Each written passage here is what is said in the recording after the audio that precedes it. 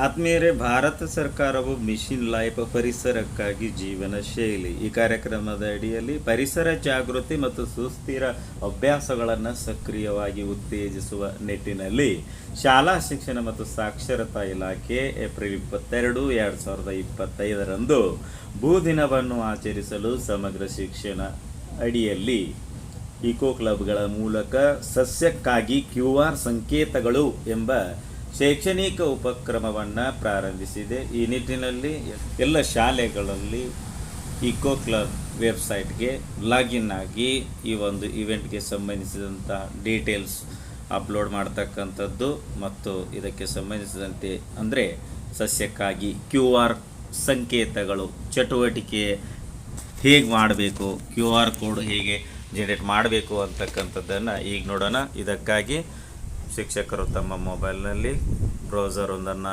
Open ಮಾಡ್ಕೋಬೇಕು. Search ಬಾರ್ನಲ್ಲಿ eco club ಅಂತ ಟೈಪ್ ಮಾಡ್ಕೋಬೇಕು, ಸರ್ಚ್ ಕೊಡಬೇಕು. ಸರ್ಚ್ ರಿಸಲ್ಟ್ಸಲ್ಲಿ eco clubs for mission life ministry of education ecoClubs.education.gov.in ಈ ಒಂದು ವೆಬ್ ಲಿಂಕ್ ಮೇಲೆ ಕ್ಲಿಕ್ ಮಾಡಬೇಕು.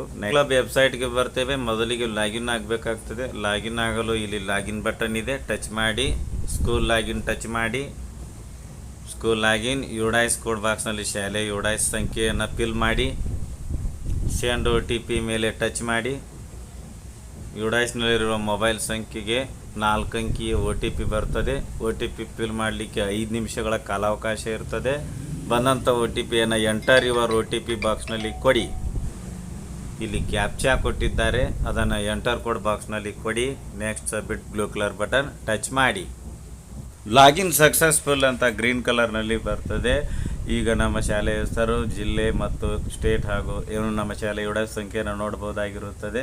ಇಲ್ಲಿ ಎಡಗಡೆ ಮೆನುಗಳಿವೆ. ಕ್ರಿಯೇಟ್ ಇವೆಂಟ್ ಅಂತ ಮೇಲೆ ಕ್ಲಿಕ್ ಮಾಡಿ. ನೆಕ್ಸ್ಟ್ ಈಗ ನೇಮ್ ಆಫ್ ದಿ ಇವೆಂಟ್ ಅಂತಕ್ಕಂಥ ಸ್ಕ್ರೀನ್ಗೆ ಬರ್ತೇವೆ. ಇದರಲ್ಲಿ ನೇಮ್ ಆಫ್ ದ ಇವೆಂಟ್ ಅಂದರೆ ಸಸ್ಯಕ್ಕಾಗಿ QR ಸಂಕೇತಗಳು ಅಂತ ಇಲ್ಲಿ ನೇಮ್ ಆಫ್ ದ ಇವೆಂಟ್ನಲ್ಲಿ ಕೊಡಿ.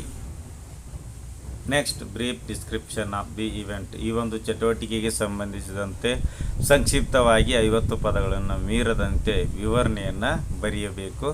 ನೋಡಿ, ಶಾಲಾ ಆವರಣದ ಮರಗಳ ಸಮೀಕ್ಷೆ, ಮರಗಳಿಗೆ ಸಂಖ್ಯೆ ನೀಡುವುದು ಮತ್ತು ಮರಗಳ ಹೆಸರು, ಆ ಮರಗಳ ವಿಶಿಷ್ಟತೆ, ಮರಗಳ ಜಾತಿ, ಗುಣಲಕ್ಷಣ, ಉಪಯೋಗಗಳ ಕುರಿತ QR ಕೋಡ್ ರಚಿಸುವುದು, ಪ್ರಿಂಟ್ ತೆಗೆದು ಲ್ಯಾಮಿನೇಷನ್ ಮಾಡಿ ಆಯಾ ಮರಗಳಿಗೆ ಅಂಟಿಸುವ ಚಟುವಟಿಕೆ ಅಂತ ಬ್ರೀಫ್ ಡಿಸ್ಕ್ರಿಪ್ಷನ್ ಕೊಟ್ಟಿದ್ದೇನೆ.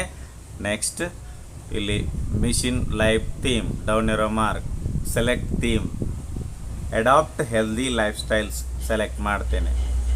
Mission life sub themes select, down arrow mark. Flora QR codes, ಸಸ್ಯಕ್ಕಾಗಿ QR ಸಂಕೇತಗಳು ಸೆಲೆಕ್ಟ್ ಮಾಡ್ತೇನೆ. Mode of implementation select mode, down arrow mark. Physical select ಮಾಡ್ತೇನೆ. Type of event select event type, down arrow mark ಮೇಲೆ click ಮಾಡಿ. Action and awareness both select ಮಾಡ್ತೇನೆ. Next number of ಇವೆಂಟ್ಸ್ನಲ್ಲಿ events number ಕೊಡ್ತೇನೆ. Next date and time button touch ಮಾಡ್ತೇನೆ. ಕ್ಯಾಲೆಂಡರ್ನಿಂದ date set ಮಾಡ್ತೇನೆ. State district ಅದಾಗೆ ತೆಗೆದುಕೊಂಡಿದೆ. ಸಿಟಿಯಲ್ಲಿ ಸಿಟಿ ನೇಮ್ ಕೊಟ್ಟು submit green colour button touch ಮಾಡ್ತೇನೆ. ನೋಡ್ಬೋದು ಇವೆಂಟ್ ರಿಜಿಸ್ಟರ್ಡ್ ಸಕ್ಸಸ್ಫುಲಿ ಅಂತ ಬಂತು. ಇಲ್ಲಿ ನೋಡಿ ಇಟ್ ಬಟನ್ ಇದೆ, ಟಚ್ ಮಾಡ್ತೇನೆ. ಸೊ ನೋಡ್ಬೋದು ಇಲ್ಲಿ ಇವೆಂಟ್ ಮ್ಯಾನೇಜ್ಮೆಂಟ್ ಸ್ಕ್ರೀನ್ ಇದೆ. ಕೆಳಗಡೆಗೆ ನಾವು ಏನು ಇವೆಂಟ್ಗೆ ಸಂಬಂಧಿಸಿದಂತೆ ಡೀಟೇಲ್ಸ್ ಆ್ಯಡ್ ಮಾಡಿದ್ದೀವೋ ಆ ಡೀಟೇಲ್ಸ್ ಎಲ್ಲ ಬಂದಿದೆ. ನೆಕ್ಸ್ಟ್ ಇಲ್ಲಿ ನಾವು does this event include A technological intervention ಅಂತ ಪ್ರಶ್ನೆಯನ್ನು ಕೇಳಿದ್ದಾರೆ. ಸೆಲೆಕ್ಟ್ ಮೇಲೆ ಕ್ಲಿಕ್ ಮಾಡಿ ಎಸ್ ಕೊಡ್ತೇನೆ. Have all participants attending event taken the ಪ್ಲೇಜ್ ಅಂತ ಕೇಳಿದ್ದಾರೆ. ಸೆಲೆಕ್ಟ್ ಡೌನ್ ಎರೋ ಮಾರ್ಕ್ ಮೇಲೆ ಕ್ಲಿಕ್ ಮಾಡಿ. ಎಸ್ ನೋ ಆಯ್ಕೆಗಳಿವೆ, ಸೆಲೆಕ್ಟ್ ಮಾಡಿ. ನಂಬರ್ ಆಫ್ ದಿ ಪಾರ್ಟಿಸಿಪೆಂಟಲ್ಲಿ ಇಲ್ಲಿ ಏಜ್ ಗ್ರೂಪ್ ಕೊಟ್ಟಿದ್ದಾರೆ. ಈ ಏಜ್ನವರು ಎಷ್ಟೆಷ್ಟು ಜನ ಭಾಗವಹಿಸಿದರು ಅವರ ಸಂಖ್ಯೆಯನ್ನು ಆಯಾ ಬಾಕ್ಸ್ಗಳಲ್ಲಿ ಕೊಡಬೇಕು. ನೆಕ್ಸ್ಟ್ ಇಲ್ಲಿ ಸ್ಟೇಟ್, ಡಿಸ್ಟ್ರಿಕ್ಟ್, ಸಿಟಿ ಅದಾಗೆ ತೆಗೆದುಕೊಂಡಿದೆ. Next Jio tagged photos, maximum 5 images, 1 MB each. ಅಂದರೆ ಇಲ್ಲಿ GPS ಮ್ಯಾಪ್ ಕ್ಯಾಮ್ರಾದಿಂದ ನಾವು ಈ ಚಟುವಟಿಕೆ ಮಾಡುವ ಸಮಯದಲ್ಲಿ ಸಮಯದಲ್ಲಿನೇ ಚಟುವಟಿಕೆ ಮಾಡ್ತಿರ್ತಕ್ಕಂಥ ಸಮಯದಲ್ಲಿನೇ ಫೋಟೋ ತೆಗೆದು ಅಪ್ಲೋಡ್ ಮಾಡಬೇಕಾಗ್ತದೆ. Upload videos maximum 3 videos 5 MB each ಮತ್ತು ಮ್ಯಾಕ್ಸಿಮಮ್ 3 ವೀಡಿಯೋ ಕೂಡ ಅಪ್ಲೋಡ್ ಮಾಡ್ಬೋದು. ಒಂದು video file size maximum 5 MB ಇರಬೇಕು ಅಂತ ನೋಟ್ ಕೊಟ್ಟಿದ್ದಾರೆ. ಎಲ್ಲ ಡೀಟೇಲ್ಸ್ ಆ್ಯಡ್ ಮಾಡಿದ ಮೇಲೆ ಅಪ್ಡೇಟ್ ಗ್ರೀನ್ ಕಲರ್ ಬಟನ್ ಇದೆ, ಟಚ್ ಮಾಡ್ತೇನೆ. ಸೊ ನೋಡ್ಬೋದು, ಇವೆಂಟ್ ಅಪ್ಡೇಟೆಡ್ ಸಕ್ಸಸ್ಫುಲಿ ಅಂತ ಬಂತು. ಇಲ್ಲಿ ಫ್ರಂಟ್ ಬ್ಯಾಕ್ ಬಟನ್ಗಳಿವೆ, ಟಚ್ ಮಾಡ್ತೇನೆ. ನೋಡ್ಬೋದು, ನಾವು ಫಿಲ್ ಮಾಡಿರ್ತಕ್ಕಂಥ ಇವೆಂಟ್ ಡೀಟೇಲ್ಸ್ ಎಲ್ಲ ಈ ಒಂದು ಗ್ರೀನ್ ಕಲರ್ ಪೇಜ್ನಲ್ಲಿ ನೋಡ್ಬೋದಾಗಿದೆ. ಸಸ್ಯಕ್ಕಾಗಿ QR ಸಂಕೇತಗಳು ಈ ಒಂದು ಉಪಕ್ರಮ ಚಟುವಟಿಕೆಯ ಶೈಕ್ಷಣಿಕ ಉಪಕ್ರಮದ ಅಂಗವಾಗಿ ನಾವು ಶಾಲೆಯ ಆವರಣದಲ್ಲಿ ಇರತಕ್ಕಂತಹ ಸಸ್ಯಗಳಿಗೆ ಅವುಗಳ ಒಂದು ಸಮೀಕ್ಷೆಯನ್ನು ಮಾಡಬೇಕು. ಸಸ್ಯಗಳಿಗೆ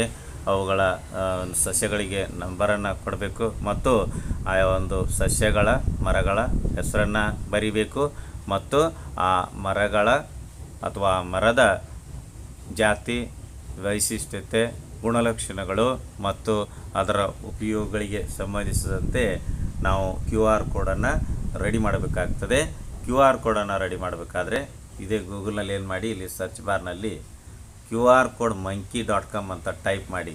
ಇದು QR ಕೋಡ್ ಜನ್ರೇಟ್ ಮಾಡ್ತಕ್ಕಂಥ ಒಂದು ವೆಬ್ಸೈಟ್ ಇದೆ. QR ಕೋಡ್ monkey.com ಅಂತ ಟೈಪ್ ಮಾಡಿ ಸರ್ಚ್ ಕೊಡಿ. ಸರ್ಚ್ ರಿಸಲ್ಟ್ಸಲ್ಲಿ QR code monkey.com web link click ಮಾಡಿ.